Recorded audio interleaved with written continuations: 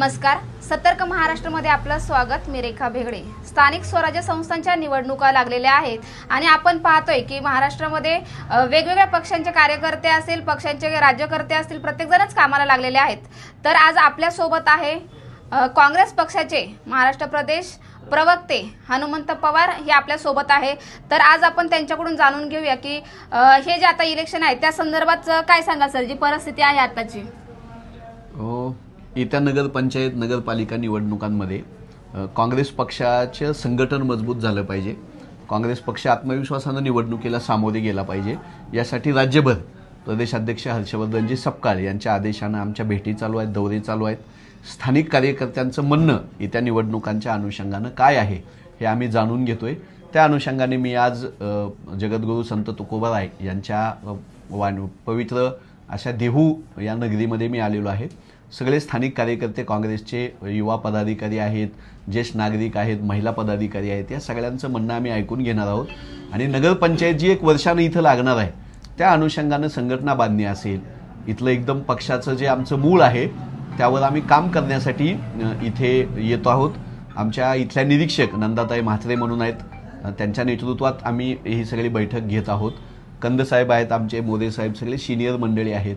तर येत्या नगरपंचायत निवडणुकीमध्ये देहू गावामध्ये काँग्रेस पक्ष सक्षमपणे निवडणुका लढेल, जनतेच्या प्रश्नावर आवाज उठवेल आणि काँग्रेसची जी विचारधारा आहे ती मजबूत करण्यासाठी कार्यरत राहील असा विश्वास या बैठकीच्या निमित्ताने मी व्यक्त करतो. आपण पाहतोय गेल्या काही वर्षापासून काँग्रेस पक्ष थोडा म्हणजे पूर्वी खूप काँग्रेस पक्षाचं राष्ट्रीय पातळीवर वर्चस्व होतं. आता आपण पाहतो की त्या प्रमाणात इतकं थोडंसं कमी झालेलं आहे. त्याचं काय कारण तुम्ही सांगाल? खरं म्हणजे आमच्या काँग्रेस पक्षाचे लोकसभेमध्ये 100 खासदार आहेत. कर्नाटक, तेलंगणामध्ये काँग्रेसचं सरकार आहे, हिमाचल प्रदेशमध्ये काँग्रेसचं सरकार आहे. महाराष्ट्रामध्ये लोकसभा निवडणुकीमध्ये काँग्रेसला खूप चांगला प्रतिसाद महाराष्ट्रातल्या जनतेनं दिला. त्यामुळं निवडणुका यश अपयश येत जात राहतं, पण जनतेच्या प्रश्नावर, शेतकरी असतील, आदिवासी, दलित, अल्पसंख्याक, विद्यार्थ्यांच्या प्रश्नावर आम्ही मैदानात आहोत. आम्ही लढाईचं ठरवलेलं आहे.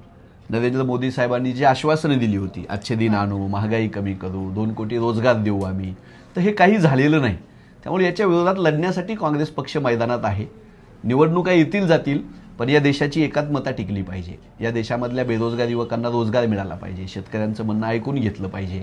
यासाठी काँग्रेस पक्ष मैदानात होता आणि आहे. बिहारमध्ये निवडणुका झाल्या, त्या ठिकाणी मतचोरीचा जो काही भाग होता तो उघडकीस आलेला आहे. तर त्या संदर्भात तुम्ही काय सांगाल? किंवा इथून पुढे जे स्थानिक स्वराज्य संस्थांच्या निवडणुका असतील, दुसऱ्या निवडणुका असतील, त्यामध्ये परिवर्तन करण्यासाठी तुमच्याकडे काय उपाययोजना, तुम्ही काय करणार आहात? नरेंद्र मोदी सरकार आणि महाराष्ट्रामध्ये देवेंद्र फडणवीसांचं सरकार, हे दोन्ही सरकार हे मतदानाची चोरी करून आलेले आहेत. त्याला वोट चोर सरकार असं म्हणतो आम्ही. मतदार याद्यामध्ये घोळ केलेले आहेत. व्हीव्हीपॅट मशीन आता मुंबई महानगरपालिका आणि महाराष्ट्रातल्या स्थानिक स्वराज्य संस्थात वापरायचं नाही म्हणतायत. अनेक प्रकारचे घोळ निवडणूक आयोगाला हाताशी धरून सत्ताधारी करतायत. ते काय करतायत? हे महादेवपुरा मतदारसंघ कर्नाटकामधला, बेंगलोरमधला आळंद मतदारसंघ कर्नाटकामधला, आमच्या इथे महाराष्ट्रामध्ये कामठी मतदारसंघ असेल, शिर्डी मतदारसंघ असेल, माझा तुळजापूर विधानसभा आहे, पुणे शहरामध्ये अनेक मतदारसंघामध्ये बोगस मतदान नोंदवलेलं आहे. काँग्रेसला जिथं लीड भेटते तिथले मतदार डिलीट केलेले आहेत. जिवंत माणसं वगळलेली आहेत, मृत म्हणून दाखवलेली आहेत. एकच महिला अनेक ठिकाणी मतदान करताना दाखवलेलं आहे. एवढंच कशाला, भारतातले सोडा, ब्राझीलमधली एक मॉडेल, तिचं सुद्धा नाव भारताच्या मतदार यादीमध्ये आहे. तर असा बोगस कारभार निवडणूक आयोगाचा चालू आहे. त्याच्या विरोधात राहुलजी लढत आहेत. महाराष्ट्रामध्ये महाविकास आघाडी लढते. आता तर मनसेही राज ठाकरे साहेब हे आमच्या सोबत आलेले आहेत. त्यामुळं मतचोरी होण्यापासून आम्ही या सरकारला रोखायचं ठरवलेलं आहे. त्यासाठी आम्ही मैदानात आहोत. त्यामुळे आमच्या काही ठाम मागण्या आहेत काँग्रेस पक्षाच्या, की मतदार याद्याचं पुनर्परीक्षण झालं पाहिजे. बोगस मतदान दुरुस्त केलं पाहिजे. जे मतदान ज्यांचं स्वतः उमेदवारांनी, मतदारांनी नाव वगळायची विनंती केलेली नसताना वगळलेली नावं आहेत, ती नावं पुन्हा घेतली पाहिजेत. आणि जी माणसं 18 वर्षाचं वय पूर्ण करतायत, तरुण मुलं आहेत, त्यांचंही नाव मतदार यादीमध्ये आलं पाहिजे. मात्र आता महानगरपालिकांच्या, जिल्हा परिषदेच्या निवडणुका घेत असताना सरकार ऑगस्टपर्यंतचीच मतं घेत आहे. ऑगस्टपासून आता नोव्हेंबर डिसेंबर आला, या मधल्या काळात ज्यांनी 18 वर्ष पूर्ण केले त्यांचीही मतदार यादीमध्ये नावं घ्यावी लागतील. त्यामुळं मतदार यादीवर आम्ही लक्ष ठेवून आहोत.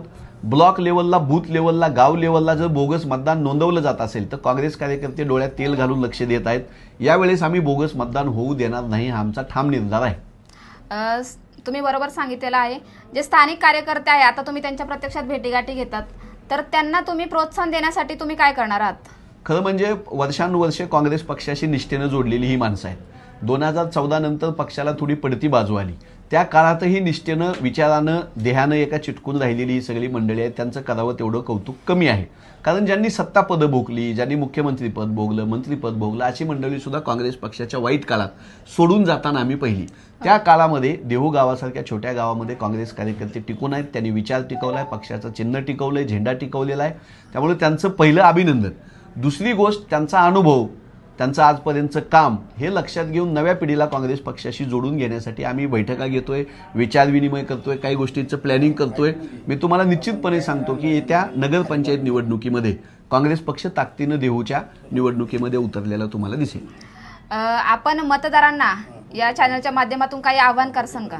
आम्ही मतदारांना हेच आवाहन करू की आपले जे पोटापाण्याचे प्रश्न आहेत, आपल्या मुलांना रोजगार नाही, शिक्षण महाग झालंय, आरोग्याच्या सुविधा मिळत नाही आहेत, स्थानिक प्रश्न झाले आहेत, प्रचंड भ्रष्टाचार, रस्त्याची कामं असो, नाल्याची कामं असो, विकास कामामध्ये प्रचंड पैसे खाणे, सरकारी जागा हडप करणे, महिलांवरचे अत्याचार वाढलेले आहेत, व्यसनाधीनता वाढलेली आहे. या प्रश्नावर आम्ही काँग्रेसमधून निवडणुकीला सामोरे जातोय. भावनिक प्रश्न, जातीच्या, धर्माच्या नावानं द्वेष पसरवणं, भांडण लावणं, याच्यापासून मतदारांनी लांब राहावं आणि आपल्या पुढच्या पिढीच्या भविष्यासाठी कोणता पक्ष आपल्याला पाहिजे याचा सारासार विचार करावा, अशी एक विनंती काँग्रेस पक्षाचा प्रवक्ता म्हणून मी करतो.